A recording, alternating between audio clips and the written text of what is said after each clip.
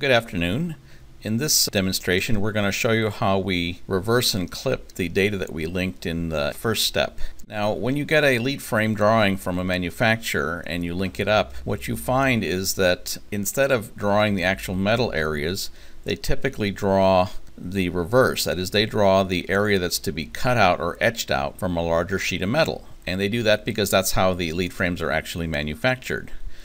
From our electrical point of view, that's not a very good process, because if we were simply to reverse this data to get our individual leads, we would then find out that they're all shorted out past the extents of the design.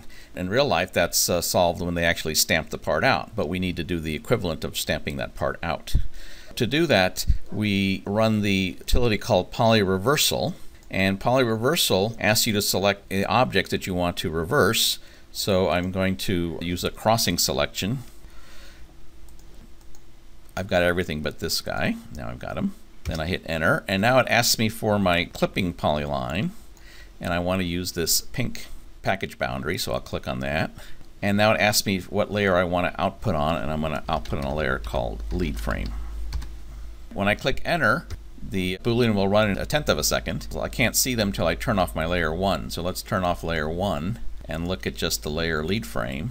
You can see just by the highlights that what I have now are individual leads. Let's look at this ground paddle. You see I have the entire paddle going out to the edge of the package, but I don't have these little voids. So this is what I'm going to pass to my electrical layout program. This will be the actual lead and not that reversal of the lead. As far as these little holes here, our program is smart enough to know that that's a void, and it will treat it that way when it passes it, say, to APD as a shape. So that concludes the poly reversal, and now we'll be able to go on to our symbol step. Thank you.